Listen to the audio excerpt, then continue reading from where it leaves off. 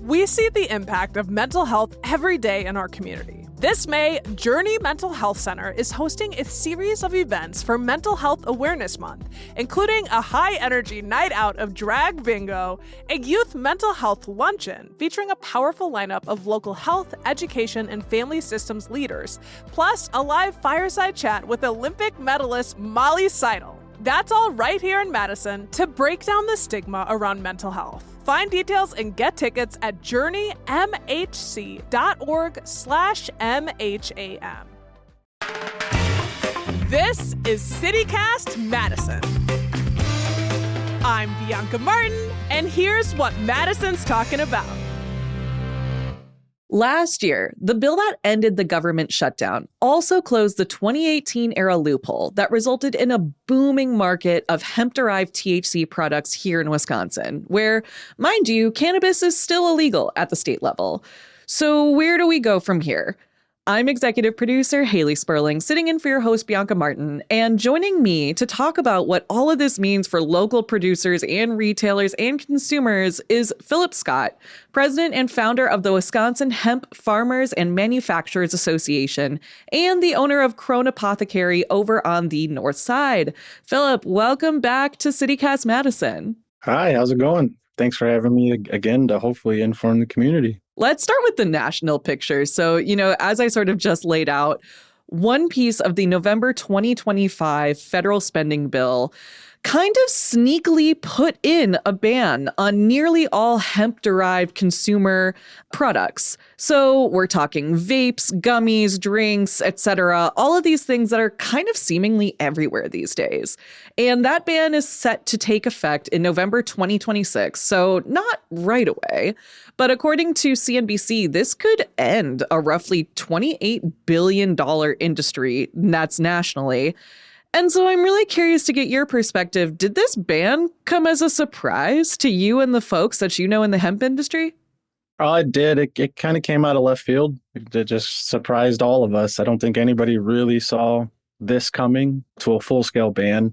Now, we know the government, they do stuff to our industry, it seems like on the daily basis. So we knew that something may be coming down the pike to put our industry kind of in check and that type thing, but we just didn't expect it to come this quickly. Yeah. And it was really interesting to me, too, because it seems like this was really pushed forward by Mitch McConnell, but it's not necessarily split along party lines. It's been very divisive.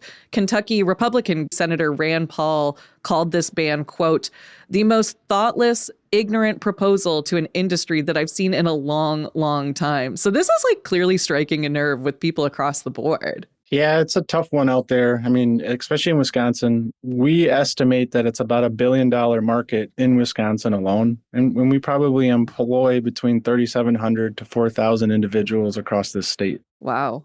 So that really does help us set the scene here. So let's dig into Wisconsin. Like, how are local retailers and growers responding to this ban? It's kind of all negative, actually. Everybody's shocked. Now we've taken time to break down and acknowledge, okay, this is what this means. The industry itself is really worried about being shut down across the board in Wisconsin. And how do these individuals, when I say 4,000 jobs, like I started with, how do those individuals wake up every day and go to work knowing that in less than a year, everything they've put their life into could be gone? And how do you provide for your family? How do you wake up every day, say, I can still go to my job and do what I do? And it's a scary world out there with what's been done to us as an industry. And the retailers are getting organized. The farmers are getting organized. The manufacturers, the processors are getting organized. And we're all coming together to hopefully show that we're unified to try and make a stand and draw a line in the sand to give us that opportunity to keep thriving. Wow. Yeah. I mean, it sounds like a key through line here is really just uncertainty for a lot of folks. And also, though, action. People are sort of stepping up and ready to make some changes or ready to lobby, would you say? We call it advocacy in our realm because we're not really registered lobbyists, but it's coming together. I mean, you look at what's happening at the federal level, you have major groups that are trying to organize hemp farmers and our whole industry as a whole to make a national push to ask for an 18-month extension to the current proposal language that got passed to put us out of business. And then on the state side of stuff, we've really gotten organized as an industry, and we've gone to the legislature, and they are listening to us finally, and asked, can we put something in place to potentially like draw a line or a circle around Wisconsin that we protect our own industry from inside out. And we've asked the governor and we've asked the attorney general, if we do this, will you guys stand your ground? And obviously they haven't given us a clear answer of how they feel. And I mean, one thing I should note, too, is that, with this federal ban impending, it leaves the regulations up to states to go in and say what they want to do with hemp. And so I'm curious to kind of get your take here, too. Like, do you think what happens in Wisconsin will sort of be a litmus test for the country at large? I think Wisconsin has the opportunity to lay this out right and give the federal government a good baseline to be able to at least look at our industry and go, okay, we like what Wisconsin's doing over there. Maybe that's how we should approach this at the federal level. The feds, they're always going to watch programs that are out there and happening. I think Wisconsin could set the national standard if we do it appropriately. But, I live here, I grow here, I sell here. So my opinion could be skewed. I want to pivot back to regulation a little bit because it feels like proponents of legalization of cannabis products have been like pretty much begging for regulation for years. Like this is not something that advocates are fighting tooth and nail against. And in fact, as I mentioned, this is not even the first time we've had you on the show to talk about it. So do you think that these bills, whether we support them or not, like, do you think that these bills signify that we might actually be ready to make moves towards regulation, that we're ready to walk the walk and talk the talk? I do. It's tough in Wisconsin. Like I said, the way that our legislature opens up every year, and it's only a 2-year session. So it's really a short window to try to move products, as well as when you look at it, we have an election cycle this fall, and it makes it very complicated because realistically, until we know who the next governor and attorney general is, it's a very tricky situation because we might not have legal cannabis, as we like to call it, whether it's a medical bill or a full recreational bill until 2027.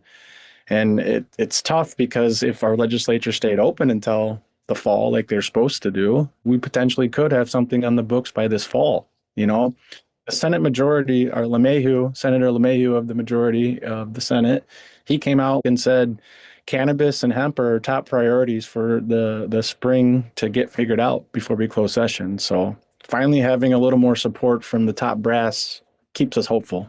Yeah. And I mean, did this federal move and this November 2026 deadline sort of light that fire on both the legislative and the advocacy side? Yes, it did. So before it was easy for the lobbyists to go run around the Capitol and say, well, this industry is the Wild West and it's not organized and these farmers can't talk to the consumers and the processors don't work with the manufacturers and blah, blah, blah, blah, blah, telling all the stories out there in the world.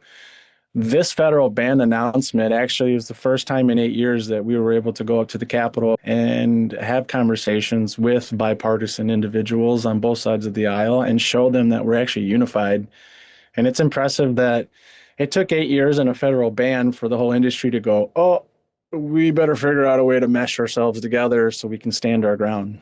So does it feel like lawmakers are finally, more or less paying attention now and they want to take action? I think so. Like Senator Paul said out of Kentucky, how am I supposed to tell my grandma next door, like, hey, you can't take that gummy?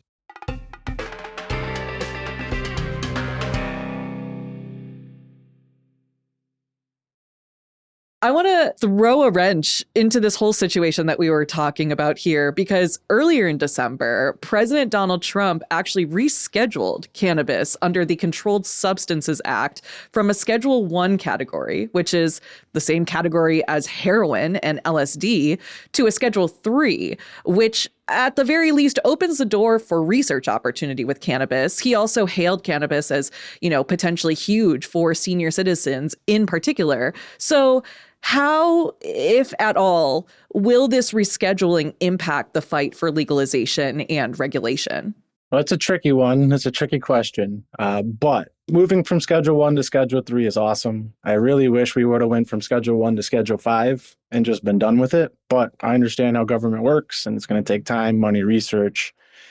It does open up the door, like you said, for the universities to start receiving money from the federal government to take a deeper dive into this so we can get the validation and the numbers and the things like that that we need for the legislatures around the country to feel more comfortable and moving forward with things. But the tricky part is what he did. It actually helped our industry when people take a step back and think about it, because at the end of the day, him moving it from 1 to 3, all it did was validate our whole industry that's been questioned for so long. And when I say that, especially in Wisconsin with our current hemp industry, I mean, it validated CBD, CPG, CBN, THC, THCA, some people say Delta 9, that type thing, but it validated the actual cannabinoids that are grown from the plant. And that is huge.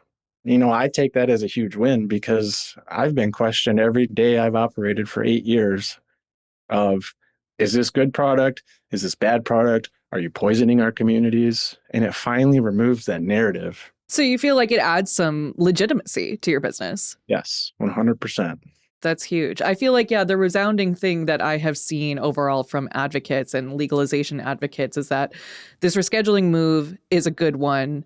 They wish it went farther. They wish that it was, completely taken off and that, reparations can be made and people can have their rights restored if they have any sort of, criminal history that involves cannabis that would be, now legal under these moves. But it seems like you're saying one step at a time, that at least one step in the right direction is a good step. Yes, but it does scare me.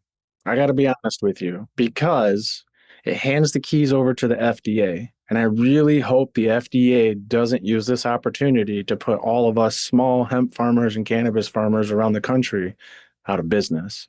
Because anytime you get them involved, it gets more expensive. So many more restrictions come in place.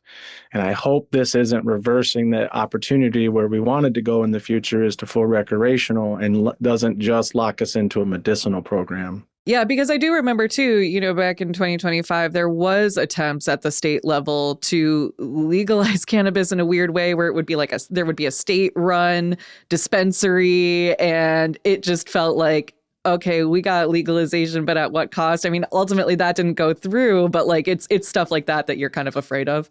Yes, exactly. Because it just opens up the door for MSOs, multi-state operators with millions and billions of dollars of venture capital money behind them to be able to potentially come in and take everything from our industry that we've spent the last 8 years trying to build appropriately. Yeah.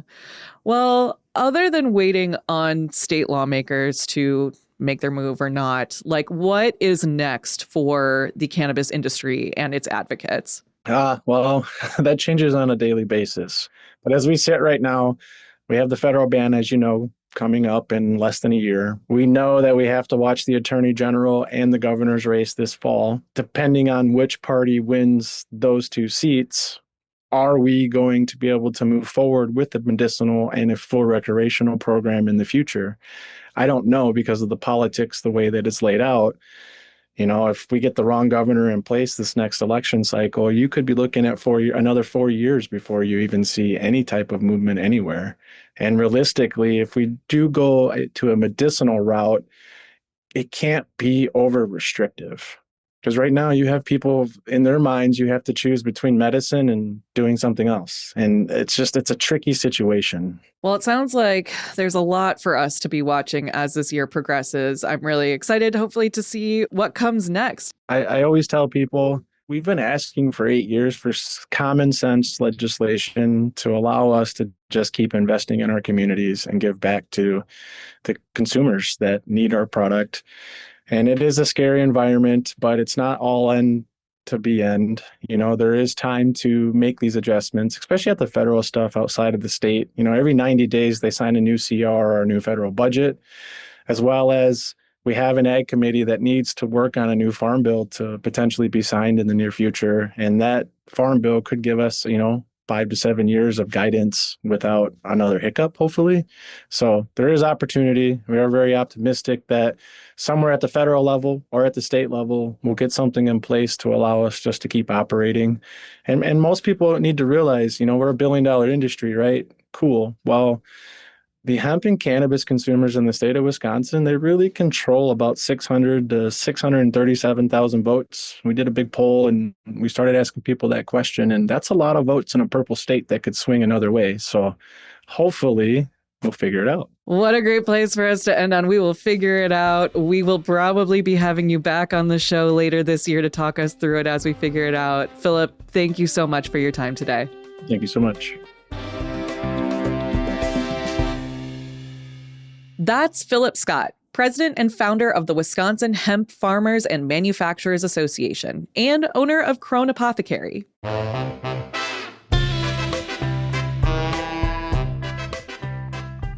And that's all for today here on CityCast Madison. I'm executive producer Haley Sperling, sitting in for your host, Bianca Martin.